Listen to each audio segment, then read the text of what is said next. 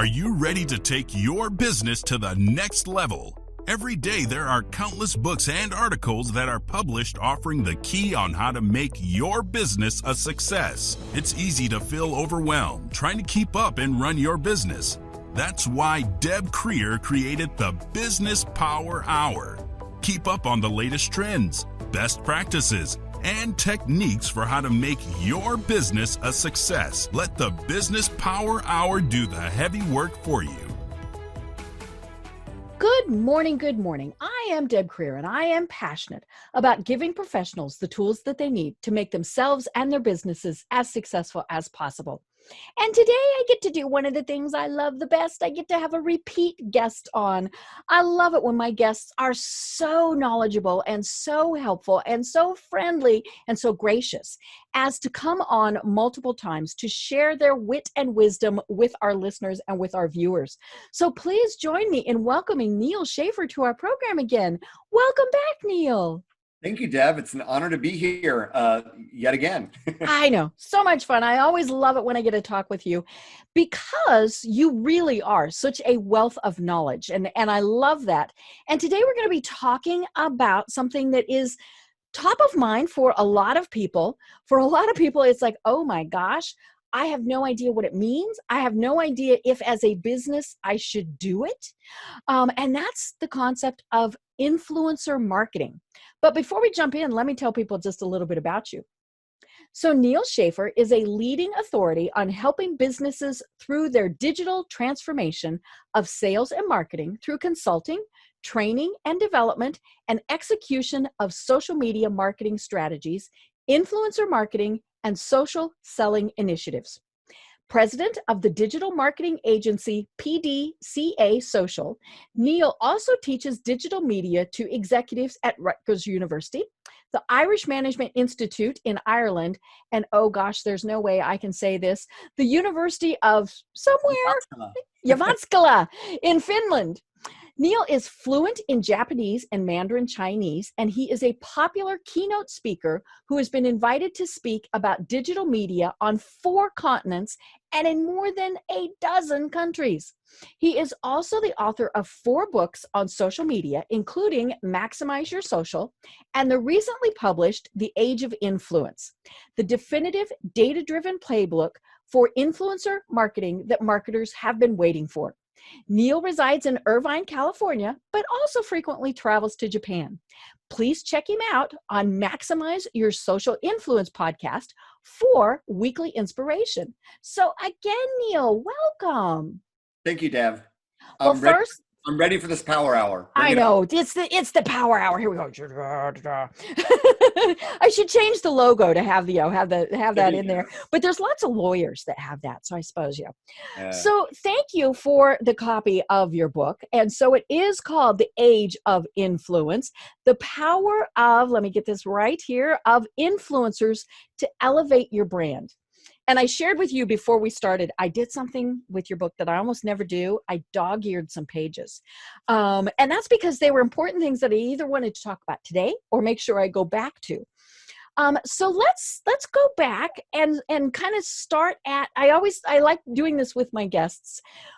How is it that you started doing this, and why did you decide that this is your passion in life? Well, it's funny that our careers take so many different paths in life, right? And I am one that was on a very, very consistent path ever since I graduated from university. That I had a few things changed in my life. Number one, I actually started my career in Japan and in Asia. So moving back to the United States, having a baby girl, and wanting to raise her in the United States, and realizing that I was in an industry that was very, very niche. And I thought there's more opportunities in being in a bigger industry. So imagine all that. And I find myself in the job market in the United States for the first time, more than a decade through my career, where my network was not in the United States. The network that I built was in Asia. So this is 2008. And that's where I got very heavily into LinkedIn. So, and I know that you just recently did a series of interviews on LinkedIn. So I actually started blogging about LinkedIn back in 2008, wrote my first book, which was about LinkedIn and really the power and value of online networking, and really using LinkedIn as if you use Twitter today of following and connecting with people you don't really know personally, but you think there might be some interest in networking or what have you. So I did that back in 2009, and I did it the other way around. I wrote the book, and then with the book, I had opportunities to speak.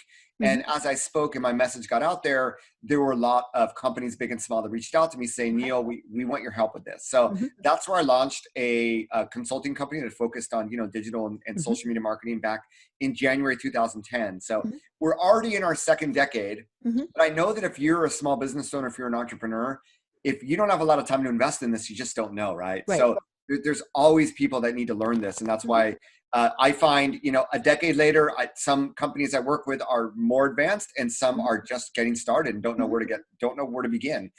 So I realized, my father was an elementary school teacher, so probably, and he was also an entrepreneur. Ended up launching his own publishing business later in life. So I find that this sort of educator and entrepreneurial bug is something that I have as well. And when I look back at my past corporate history, I was always, I was sort of in charge, like a country manager or a regional VP of sales for Asia. I was always sort of like the entrepreneur within the company, the CEO within a company. So I think that really, what I do now really taps into that. I'm just passionate about helping people. We all have a lot of knowledge and IP, and if we were to leave this earth, that all goes to waste. So that's my legacy, is just helping, contributing to society and helping as many people and businesses as possible. Right. And having fun doing it. I mean, that's the cool part about all of this. Indeed. And as I mentioned, I've talked to you about, several other times about your books that you have written. And I love this one on influence marketing. And I promise okay. Disclaimer, folks, was not paid, and it's free because we'll talk about that. Now I did get a free copy of the book. We're going to talk about that too. But I talk about it because I like it. And that'll be something that we do discuss when we're talking about influencing. But to me, influence marketing is something that is just another marketing tool, but it's something that so many people need to consider, because we all need to figure out how to get our messages out there, right? If you're selling a product or a service, you need people to hear what it is, or they're not going to buy it, or even, tell their friends to buy it, or whatever that is. And so, influencer marketing, certainly nothing new. I mean, you talk in your book about, back in the 1700s, people did things like this. And I'm sure even before then it was, ugh, buy this. Okay, ugh, and, no, I'll kill you. I know. Yeah. They toss you to the dinosaur. But then of course the big was Michael Jordan. When Michael Jordan really started, and we knew he was paid. I mean, that was just kind of that. But when Michael Jordan said, "Hey, there's these sneakers and they've got my name on them," that was when influencer marketing really took off. And then we saw it. It's funny. I love that you point out in your book that then we really saw it in tobacco commercials, which I find that very interesting, that we went sports and tobacco. I don't know if this was like, we thought we need to appeal to men, which silly people didn't understand women make the purchasing decisions. But we also went, ooh, he's cute. So, influencer marketing isn't new.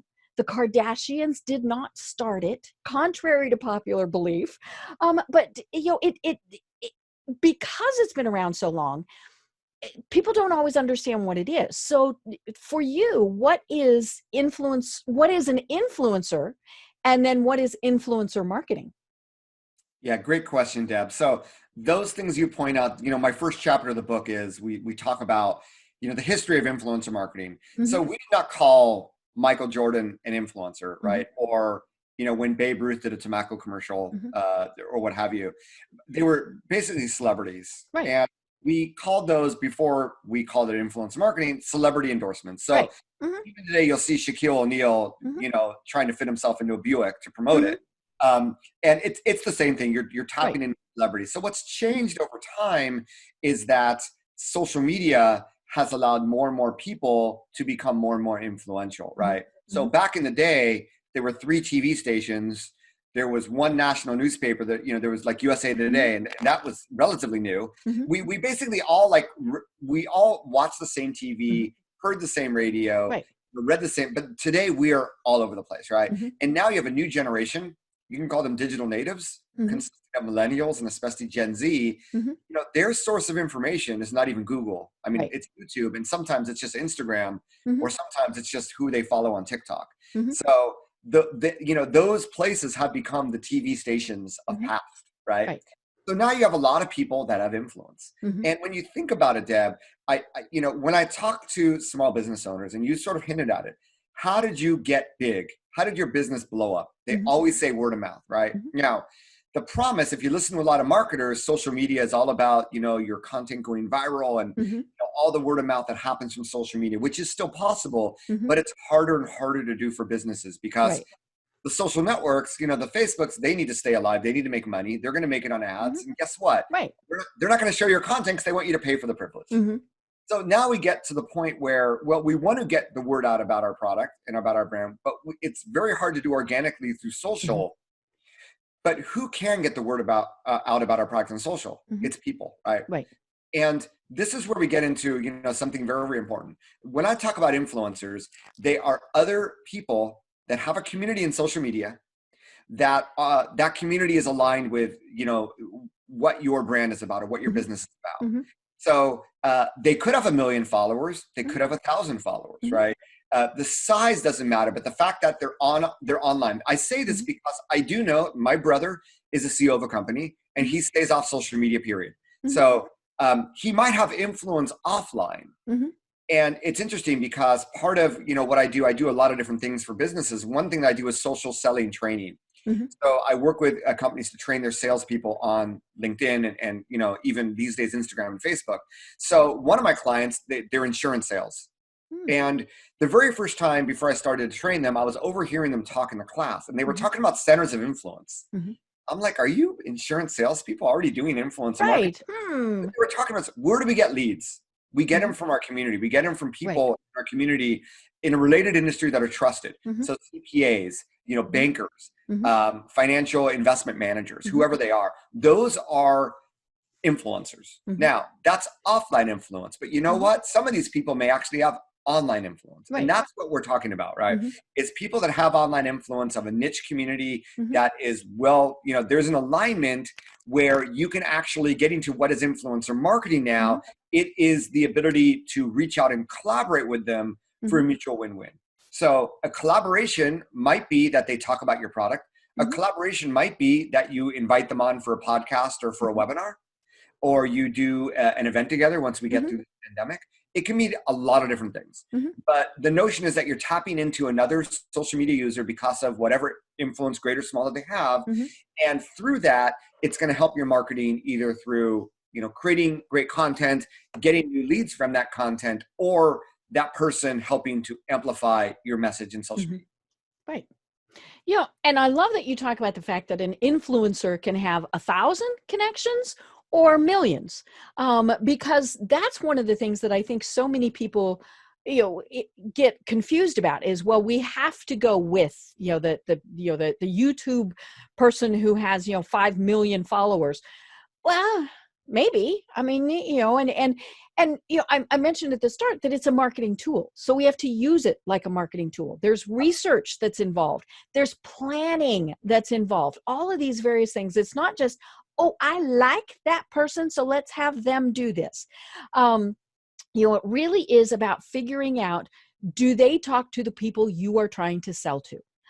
You know, and that's what it comes down to. I mean, and if that's the person that has 1,000 connections, then that's the person you need to go with.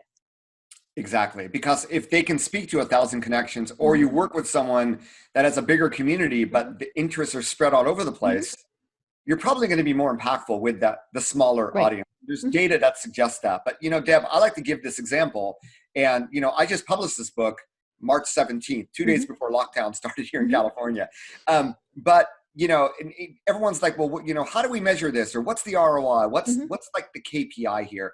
And like, look, let me give you an example. So I published a new book, and my publisher correctly says the most impactful thing to get more sales for your book is to get Amazon book reviews, because most people buy books from Amazon. Right. And within Amazon, book reviews are essential, not only in showing up in more places in the algorithm, but also because I've already had people say, "Oh, Neal, I saw your reviews on Amazon. Great job." People read reviews on Amazon, right? Right. So And your publisher is a smart person. I got this with the yes, book.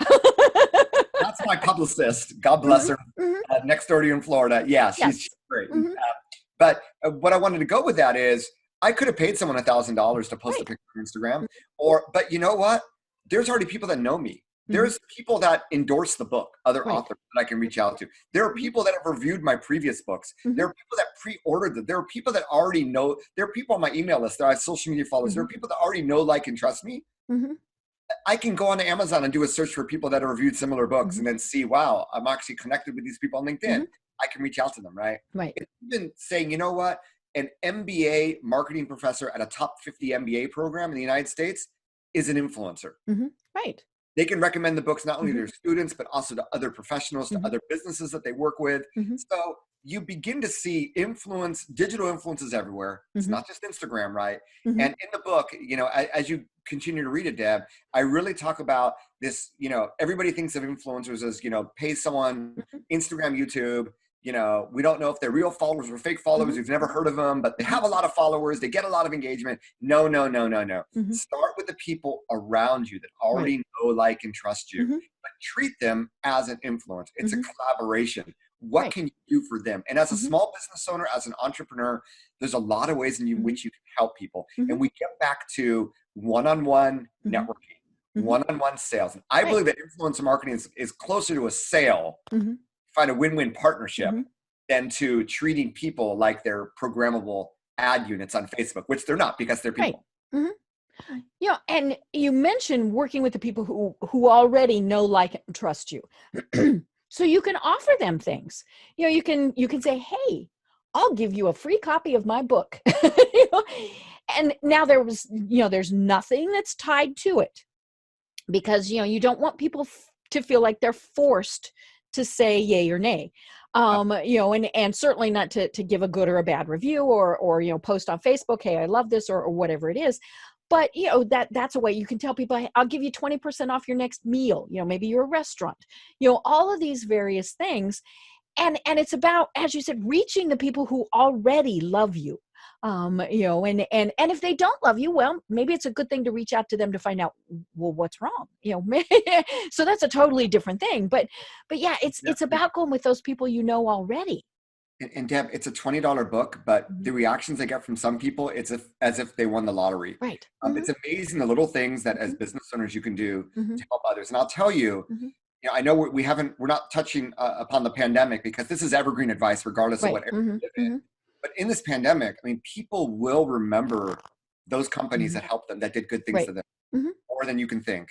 So Mhm. now is a great time to Right. double down on relationships with Mhm. your customers and with those that Mhm. have influence. Right. And it's funny you mentioned the pandemic. As we record this, we're right smack in the middle of it. Most places have shut down. We're not networking in person.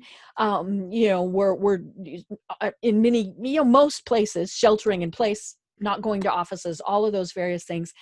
And you're right. Now is the perfect time to be going through. And I mentioned the word research a little bit ago. Figure out who your influencers are.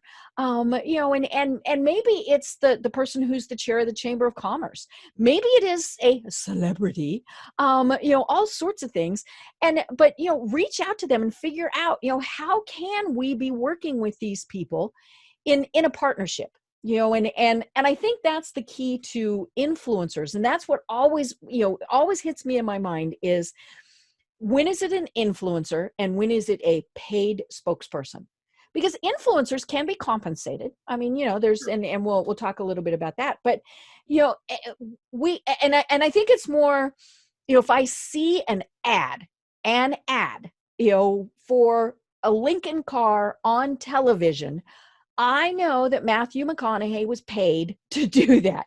Of He course. probably never drives a Lincoln except for those little bits where he's driving it there.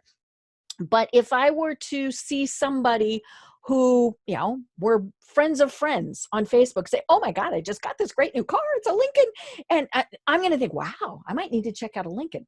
And so now really is the time to be thinking about this, because in many cases, unfortunately, business is down. And really it doesn't matter what your industry is, all these various things. And so we need to ramp things back up.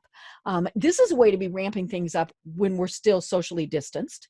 Hello, there's a computer, there's a heck of a lot of space there's really a lot of space between you and I. We're on different sides of the continent, and so now is a great time to be thinking about who are these people that I can be reaching out to. And so I'm gonna skip way ahead in the book to, let's see, you called it the funnel. This is, and so we've researched, and we'll come back to this, folks. Don't panic. But we found out who these influencers are. But this is not that you see, oh, Neal tweeted about me, so I'm going to go to Neal and say, hey, will you sell my product? No. And a lot of companies do that. They make that mistake. Right. And especially if they are offering a little bit of, now, that might work. I mean, that really might work, but if you're wanting to develop a relationship, and that's the key, and you talk about the fact that this is a long-term relationship, this is a marriage, this is not a one-night stand. See, I read your book. I do these things. Thank you for that. And so it is about a long-term relationship with somebody. So it's not about just offering them money, or offering them free product, free service. It is about building that relationship. And now is a perfect time to be doing that, because we're all stuck home. I've noticed just the number of people on social media, they don't have anything else to do, or they don't have their boss looking over them going, what are you doing Facebook on your computer for? How come you got your phone out to Instagram? They're at home. People have gotten really good at networking and developing relationships virtually because we've had to. So that, and you know what? People are lonely.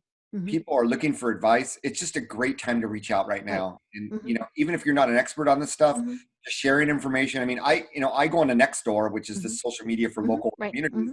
And just someone that says, hey, I was at Costco this morning at 10. They had Lysol, they had baby wipes, they had, exactly. Little things that you can do to keep in touch and to show that you want to help. Right. And it is that wanting to help thing, and that in part is the influencer. Yes, we might recognize that they're getting something from it, but we really want them to be doing this because they're wanting to help people. And unfortunately, I think influencers in general have gotten kind of a bad reputation because of people like the Kardashians. When I hear about a 16-year-old girl who has 5 million followers on YouTube and gets paid, $100,000 for holding up lipstick, no, I'm not going to buy that lipstick. And so talk to us about how we can develop good relationships with influencers. Yeah, and by the way, her fans just might buy that lipstick, but that's when you get. I'm not her target market. I know that. There's someone named Charlie on TikTok who I think is 15, and out of nowhere was featured on a Super Bowl commercial, right? So that's a celebrity. If you're on TV commercials or your own TV show, those are not influencers. They're celebrities. So really, the key thing in building the relationship, I mean, number one, are you reaching out to the right person? Right. Because if they're not aligned with your brand, I've had brands. What's interesting is I've experienced from both ends of working with influencers as well as working with brands as an influencer. And I've had brands reach out to me for some pretty irrelevant things. Like, all of my profile photos, I'm wearing a suit. So one custom suit company reached out to me, right? Will you talk about us in social media? I don't talk I don't talk about men's fashion in social media.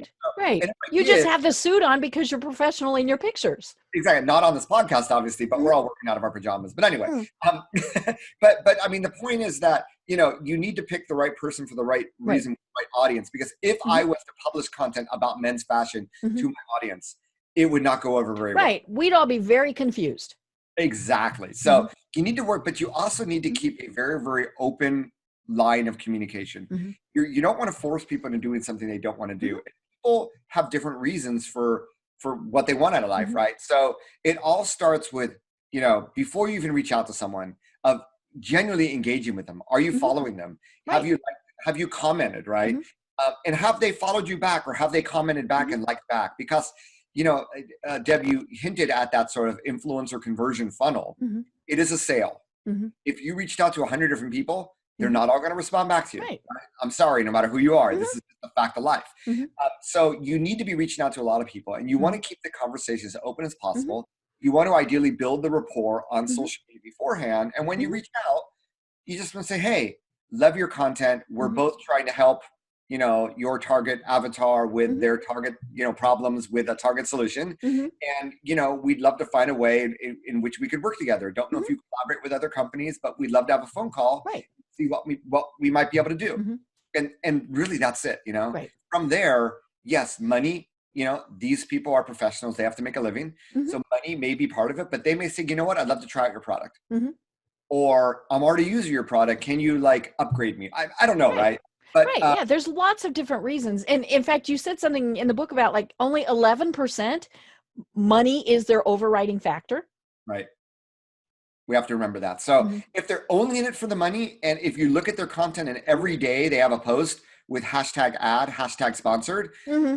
you may not want to work with them because they'll work with any and every brand. Mm-hmm. And yes, it is just an advertisement. Mm-hmm. So, that's not what I'm talking about here, Mm-hmm. but just have a very open mind, Mm-hmm. and be open for any type of collaboration. I guarantee you, once you start talking to these people, because they know your market, Mm-hmm. you're going to get a lot of great ideas. Right. They may say, you know what, have you thought about developing this product or doing that or what have you? Right. And you mentioned starting slow. It might be something along the lines of, you see that they posted about your product, and we all know we should be monitoring online what people are saying about us. So, and for those of you who aren't, shame. But you should be paying attention. And it doesn't matter who it is, but if you see someone who is a potential influencer who, says something about your product or your service, just respond in the comments. Hey, thanks for the shout out. Let us know the next time you're coming in, or, whatever it is, just an appropriate little quip that you would say. And maybe it's something that you should be saying to every person. Doesn't matter if they're the million followers or the one follower. If somebody says something nice about you online, acknowledge it. Hey, thanks. And then maybe it goes from there, because I talk about this all the time. You never know who people know. It might be that it's, somebody who is, you're thinking, yeah, but who do they know? Or who might they be associated with? All those things. So if you impress them, then they're going to say, oh, hey, Neal, you might want to check this out. Yep, absolutely. And again, start slow. Don't, oh my gosh, and you might reshare, retweet, whatever what they said. But again, are you doing that for many people? Because influencers are smart people. They're going to look at it and go, okay, they only retweeted what I said. Or they're going to go, oh wow, this is a company that appreciates their fans. Yep. And every fan has the potential to be an influencer. So, just by offering them, hey, next time you shop online or come to our store, here's a 20% off discount or 50% off. And then you can see those that actually convert on that and go, okay, they really are our customers. And then you can go from there. So there's a lot of different ways to sort of, structure it. But the key is that when people talk about you, there's genuine opportunities to develop relationship from that. And some of the people talking about you in social media might just be influencers. I talk a little bit about it in the book, but there's this 99-1 model for internet users, right? So 90% of the people out there are lurkers. They just read everybody else's posts, but they don't post. 9% actually, comment, engage. Then you have 1% content creators. So when you are seeing people talk about your brand, they're the top 10% of all the types of users out there. They are special. Don't take them for granted. Right. And again, it can be the person that's got 10 followers or 10 million. You never know. And of course, we get excited when the names, or somebody like that, when they comment on either a personal thing or a business thing. And that's great. But, again, we don't know who is the person we need to reach. Yeah. And I've seen some accounts that don't have that many followers, but it's like, oh, you write for Associated Press. Okay. Let's schedule a phone call. You just don't know. Yeah. And or maybe it's, that they're the sibling of somebody who writes for Associated Press or whatever. And I mean, part of this just comes back to having good social manners, maybe is the way. If somebody says something nice, say thank you. Doesn't matter who they are, just say thank you. And to be honest, folks, you got a lot of extra time right now. So Yeah. if somebody is saying something, then, take the time to acknowledge it. And then when things are ramping way back up, don't forget, keep up with those practices. And that's going to be what'll be interesting, is to see, are people, are they still following some of these guidelines? Yeah, and really, to put it all into perspective, so as a small business owner, entrepreneur, you're probably trying to like create content, like blog Hmm. content, maybe like once a week, what have you. And Hmm. you're trying to publish content on social media every day, Hmm. and you're looking at all the engagements and the app mentions Hmm. and the LinkedIn messages, what have you, every day. This is just another component, right? Hmm. Every day, we're building a pool Hmm. of people that we can reach out to. Right. You can call them brand ambassadors, you can call them friends, whatever you Hmm. want, but they have some notion of having some digital influence. Hmm. Every day, can we bring new people in this pool? Can Hmm. we further develop those relationships? Can we do something with them? Hmm. And that's really what I'm talking about here. And that, Hmm. that is where influencer marketing becomes part of a daily routine for Hmm. all of you. Right. And I think, some of you are probably already doing this without you even realizing it. But now it's Hmm. time to sort of, hey, 15 minutes a day doing this. Let's Hmm. 15 minutes a day. Let's invest in those relationships, Hmm. right? And now we're probably, like a lot of businesses, you're not spending a lot on advertising. Hmm. You might be, but a lot of companies have obviously put a pause on a lot of Right. the. Hmm. But the influencer part is something that you can invest in, and it doesn't Hmm. require money. It just Hmm. requires time. Hmm. It might require money at the back end if there is a Right. monetary component, Hmm. but compare that money and time spent with the advertising. I guarantee Hmm. you'll probably spend less money than those Hmm. ads, and you Right. might get bigger impact. And you know what? As Deb, you hinted at, and I talk about it in the book, you want to convert these people into becoming your brand advocates, because Hmm. if you build long-term relationships, they will talk about you in social media without you having to ask them. And Right. that's really what we're talking about here. Hmm. Right. And it is about those long-term relationships.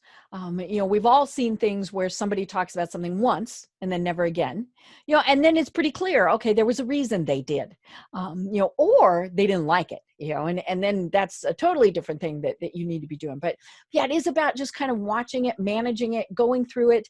And, and, and that can be a chore. I mean, if you are a product or a service that it is popular, I mean, you might have to have a person or people or an agency or a department or whatever that's keeping track of all of this, but it will be worth it, because it's exactly as you mentioned, it's that word of mouth. We can see 15 ads for a restaurant, in a variety of places, whether it's print, billboard, online, all these things that say this restaurant is great, eat here. But we see one Yelp review that says this is not a good place, and we're like, yeah, can't go there. Or if a friend of ours posts on social media and said, oh my God, they had the best brisket I've ever had, that's the next place you go to. So it is word of mouth, which is so critical in all of this. And that Yeah. costs you nothing. Now, should you reach out to them and say thank you? Yes. That's what drives me nuts about Yelp and things like that, is when the business never responds. I mean, even if they're not offering anything, hello, folks, respond and say thank you. Yeah, great. You're speaking my language, Deb. I know you've read the book, but a lot of this also taps into stuff that business owners have always known and have Hmm. always felt. It's Right. intuition, and Hmm. when you just put it together strategically, Hmm. and with more and more people, Hmm. publishing content on social media and Hmm. building up followings, it's a prime time to now Hmm. just formalize it, put a structure into it, Hmm. and start that daily process of slowly building that pool Hmm. of these people that hopefully become brand ambassadors. Right.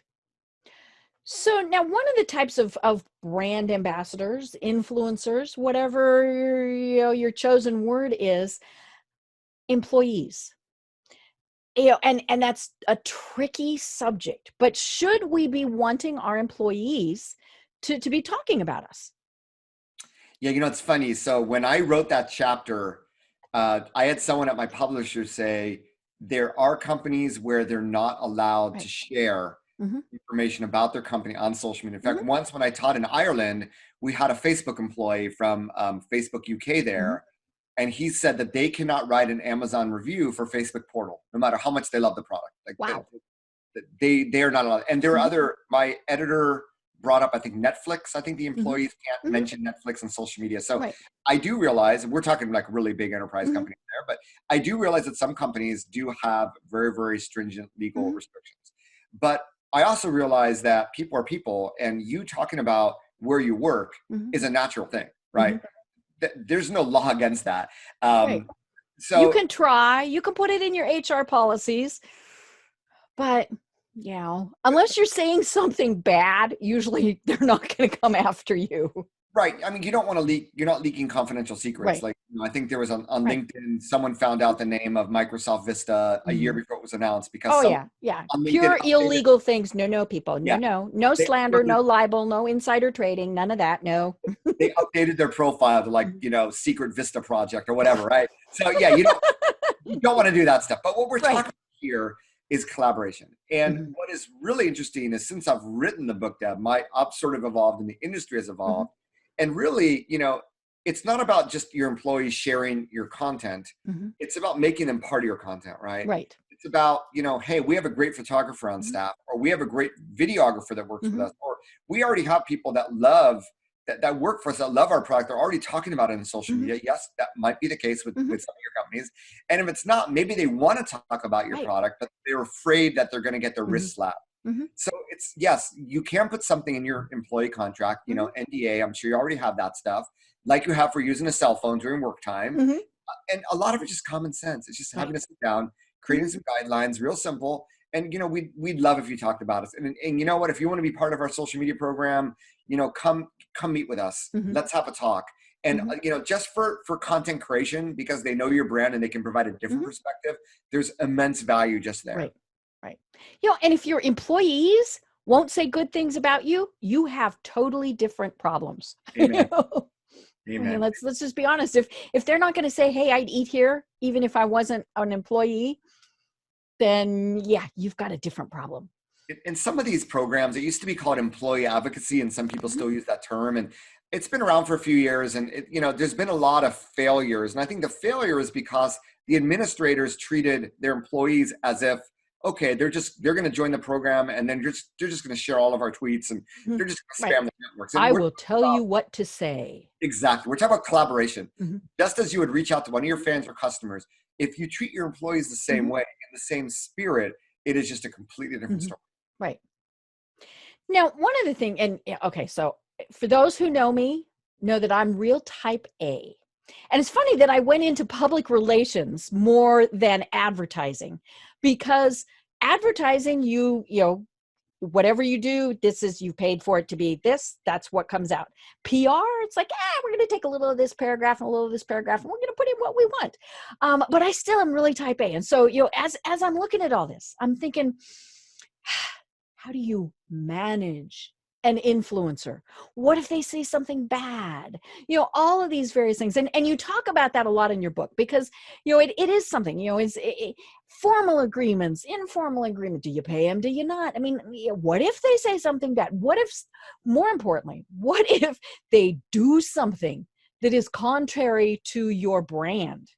I mean, I love this example, and I've never heard this, that, Michael Jordan clearly, was tied to Nike, right? Nike? Yes. Very close. All of a sudden I had Adidas stuck in my brain. But yeah, so Michael Jordan clearly tied very closely to Nike. He participates in the Olympics, and Reebok is the sponsor. And of course, there's Reebok's logo on everything.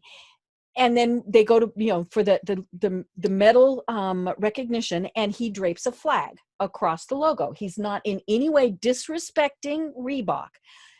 But he is respecting Nike.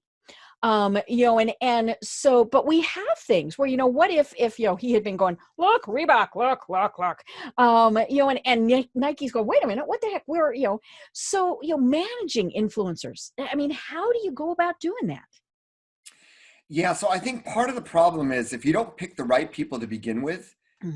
So if your content, like I said, research, folks, research. yeah, and I'm sure your PR background, Deb, worked, I find that a lot of PR professionals, they can convert what they've done in PR to influencer marketing because it's one-to-one, right? Mm-hmm. It's not a one-to-many like most marketers. Right.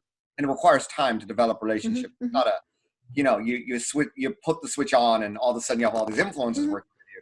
So it comes down just like you would manage people in PR. Mm-hmm. It starts with picking the right person. And, Mm-hmm. just imagine if your content was published in their stream, would it be aligned with your brand, with your culture? Mm-hmm.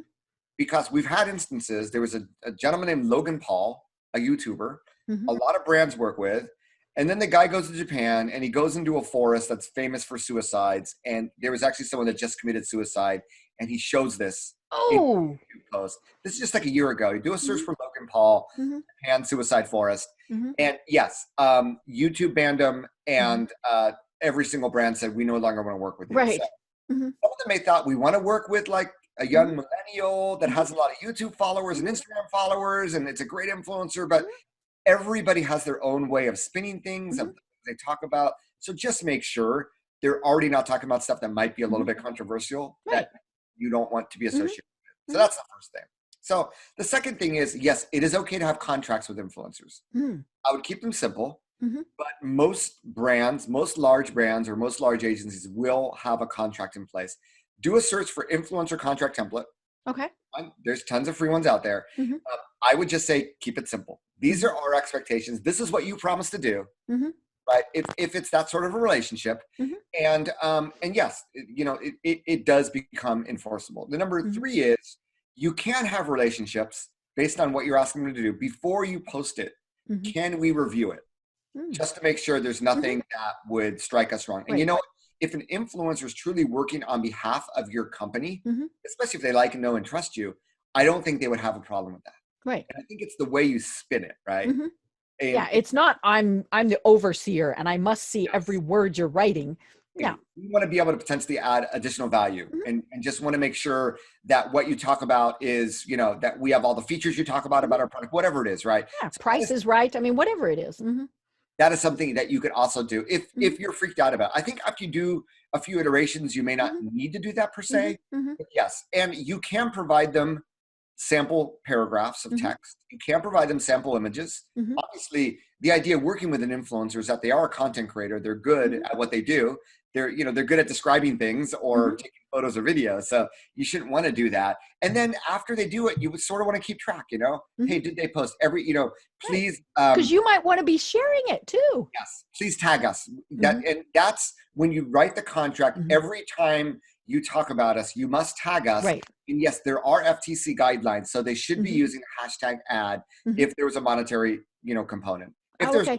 Because I had wondered that, like I said, I see something on TV, I assume they were paid. But if it's something somewhere else, they, do they have to disclose that they were paid?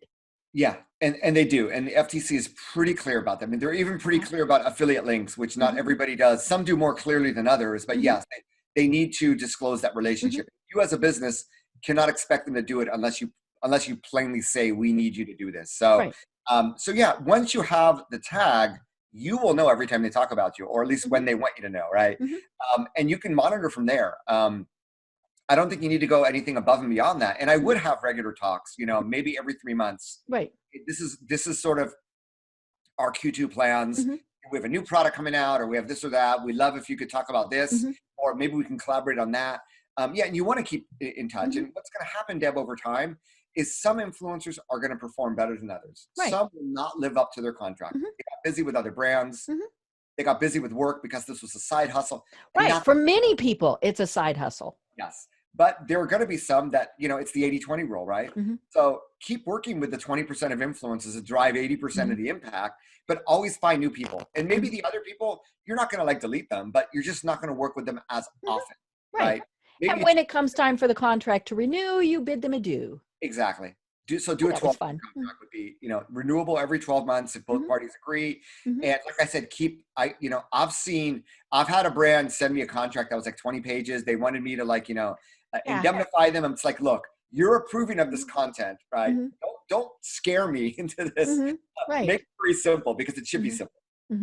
It's not like I'm giving away company secrets here because I don't have access to them. Right. And I mean, it probably should include things like you're not going to have, you're not going to also be posting for competitors. Well, that's an interesting one. A lot of brands will request Mhm. exclusivity. So that is something you could request. Now, some, Mhm. if they already say in their profile they're a brand ambassador for your competitor, Mhm. don't reach out to them because Right. Oh, if yeah. it were to work for you, then that is not a good sign. Mhm. But yeah, you can request exclusivity. It's negotiation, right? Mhm. It's sale. Right. Oh, yeah. Say somebody's, the local mayor, and you're the restaurant. I mean, telling them you're not going to talk about any other restaurant is probably overreaching. Telling them not to talk about any other Italian restaurant is probably doable. And I mean, if you really want exclusivity, you really want to offer them something special as well. Right. Yeah. A $10 Amazon Exclusivity gift card. costs. Yeah, a Mhm. $10 Amazon gift card does not buy exclusivity by any No, means. So no. And unless it's somebody who's just starting out, and then they might go, okay, well, next year I need a $20 Amazon gift card. maybe. Mhm. Good Yeah. point. Yeah. The big thing is it's all about communication, and keeping in touch with them, because they want to be providing great information too. They certainly don't want to be saying, hey, this is a great product, its features are blah, blah, blah, blah, and they're not, because then they look like the idiot. And so, just keeping in communication with them. And again, doesn't matter, person with 10 followers, person with 10 million, they want great information also. Yeah, it's like some brands I work with, they'll come back and say, Neal, we have a new product launch. We'd love it if you could share this with your Mhm. community. And depending on the relationship, Mhm. I'll do that for free. If we Right. already have a great relationship in Mhm. place, they're already compensating me in different ways. Mhm. I want to help them, right? Mhm. Because they've helped me. Mhm. And it comes down to communication, but it also Mhm. comes down to relationships Right. and investments in people, right? Mhm. It's all about people. Social media is ruled by people, Mhm. not by logos and brands. Right. So it's this taps into, we've had concepts like relationship marketing, and Mhm. it sort of taps into all those networking concepts that as Mhm. business owners and entrepreneurs we've learned for decades. It's just putting that program in place and recognizing that digital influence, the impact it can have even with someone with as small as 1,000 or 500 followers. Right. Right. And it's continually changing. TikTok, great example. Yeah. A year ago, right? It didn't exist. And now it's pretty big. Like you said, there was a Super Bowl commercial. Yeah. YouTube influencers. I'm just dumbfounded at YouTube influencers. There was a commercial on last night. And we mentioned that we're recording this during the pandemic. And so this was a commercial. And I honestly don't know who it was for, or if it was just kind of a general, which that's not a good ad if you're not sure who it was for. But it was, they were doing the hashtag "We Are Together" in this or whatever. I mean, it was a show of support. These Mhm. were all YouTube influencers. Took me a while to figure that out. But they all had their YouTube. That was how I figured it out. They had their YouTube channel at the bottom. I Exactly. didn't know a single one of them. Now, granted, I'm old enough for every one of them to be their parent, and in some cases their grandparent. And so clearly it didn't matter to me that, this person. And it was funny because my husband said, who on earth were all of those people? I said, that's all right. But it was interesting because it was running during a program that I would have thought the demographics wouldn't have matched. That, you weren't having a bunch of, young millennials or whatever the group is that's younger than them even watching this. So that comes back to this whole thing of picking your market right. I mean, Yeah. I could pick one of those YouTubers to be my influencer, but people that are going to buy from me don't have a clue who they are. Exactly. But it's really funny because when people think of YouTubers, that's the impression. Mm-hmm. One of the companies that's done really good with this brand ambassador type of program is Quicken. And Mm. Quicken, for those of you who don't know, Mm-hmm. QuickBooks. Right, I'm right. into it, not quite Mm-hmm. into it, but yeah, QuickBooks, right? Mm-hmm. And so Mm-hmm. I use QuickBooks, and I know that a lot of small business owners use them as well. Mm-hmm. And they have an ambassador community of a few hundred people, Mm-hmm. and a few hundred people are mainly, obviously, CPAs, financial Mm-hmm. advisors, and they give, they do events locally. So Mm-hmm. they are the voice of Intuit Mm-hmm. in their communities. They Mm-hmm. influence, tens of thousands of people every year. And so I show this, I talk about the program. I'm like, guess what? Look at who one of these people are. Mm-hmm. It's a CPA who has more than 300,000 YouTube subscribers. Whoa. a QuickBooks tutorial video that he published a year ago already has 700,000 views. So this just taps into the fact that digital influence is everywhere. I worked with FedEx recently as an influencer. Guess what platform they wanted me to publish on? LinkedIn, right? So it's not just Instagram, it's not just YouTube, it's not just millennials, right? And it's quite eye-opening when you do searches in YouTube for B2B or professional things. There's incredible influencers out there that are ripe to work with. You know what? 99% of business hasn't figured this out. So you have a competitive advantage if you reach them and work with them first. Right. And it's funny because YouTube is one of my first resources that I go to. Absolutely. I just bought my mom a Kindle because she has a lot of trouble reading, and I know that I can make the font, gigantic on Kindle. But it was like, okay, I need to set this up fast. I don't want to, do all. And so what do? I go to YouTube. There's no correlation between the two. It's not like Amazon owns YouTube. So, but part of the reason was I knew that I would see videos on YouTube that showed the good, the bad, and the ugly. Don't do this, and things like that. And yeah, I mean, YouTube really is, and you hear about people, they changing their oil, they go to YouTube, whatever it is, they go to YouTube. So, why not be, somebody who's looking for an influencer there? Yeah. Now you may not want to partner. I mean, you were just looking for information, right? But right. You were looking to partner. If you're Barnes and Noble and you're trying to sell more of your Nook device, someone that's created like the most popular video on how to set up a Kindle, right, and you want to get the word out about Nook, you may want to reach out to that person as an influencer. Right. Yeah, because especially if they have no relationship with the other, but that's where it is tricky. Do you want to swoop in to somebody who has been promoting your competitor? And, we talked about Michael Jordan. I mean, I'm sure that Adidas and Reebok over the course of, all these years that Michael Jordan has worked with Nike have said, hey, come to us, Michael. And that there has been huge money, obviously, that has been offered. And, his personal sense of loyalty has said no. But, and yes, he's compensated. We're not going to, ignore that fact. But, there are times where it is, you do go after your competitors or, your competitors' spokespeople or influencers.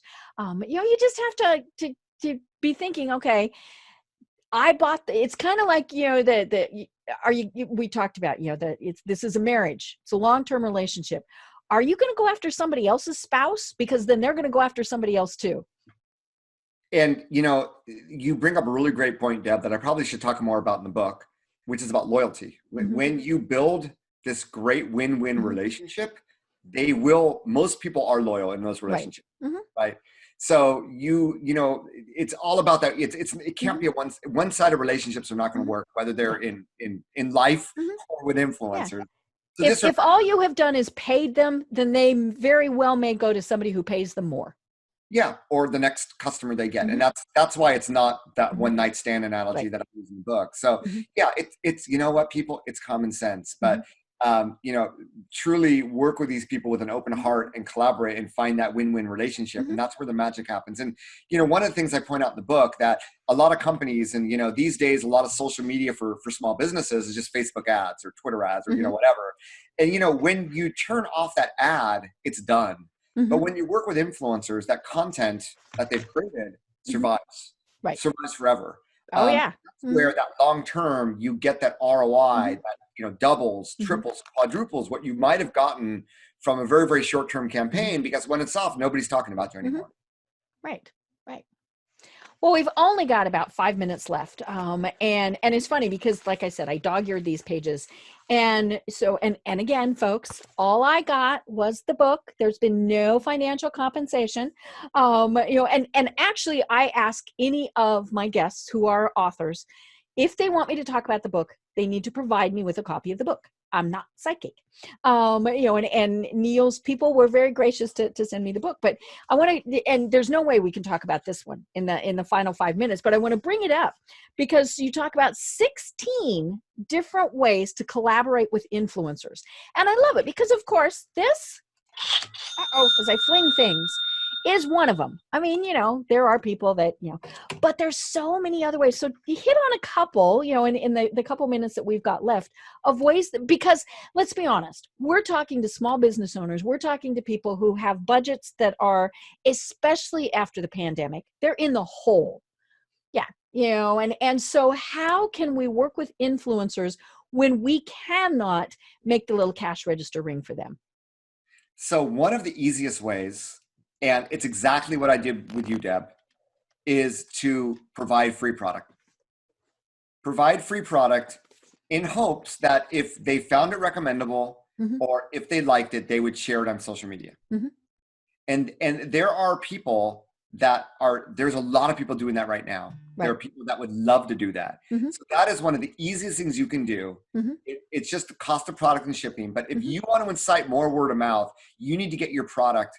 I need to get my book in a lot more people's hands. Otherwise that doesn't happen. Right. That's the first step. And that's one of the easiest sorts of things you can do with influence.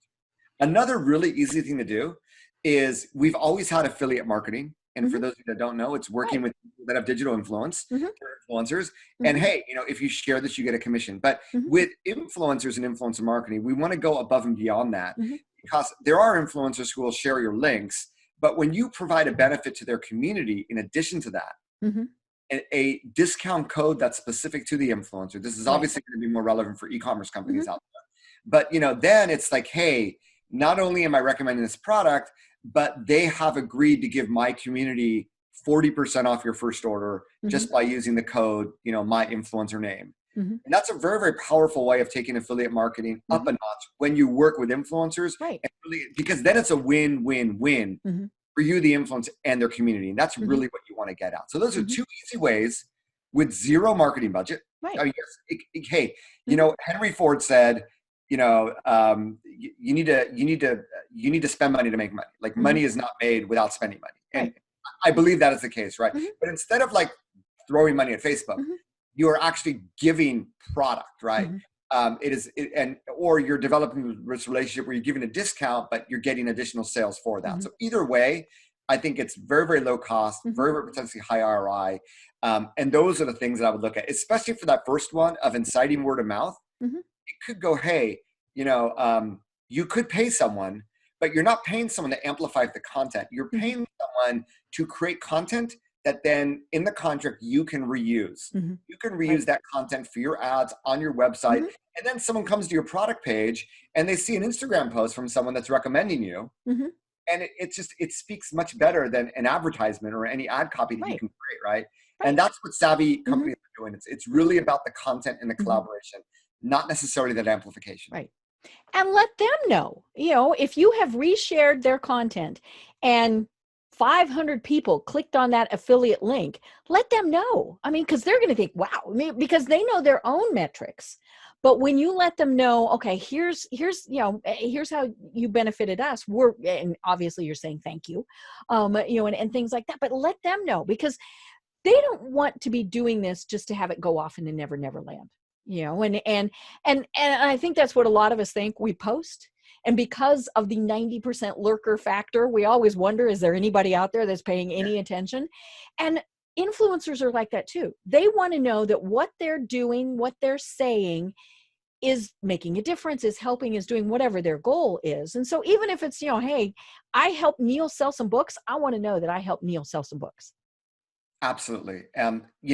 When you do like, well, we'll pay your commission, 90-day payment terms, that's not good for anyone, right? No. You really want to collaborate, give them what they're worth, pay them, give them that data, let them know, because you're going to have data they don't have access to, right? Now they may put like a bit.ly link and they know the number of clicks, but they don't know the conversions, and that's information right. Open with that data, and you know what? They may say, let's do this again, even before you ask them to. Yep.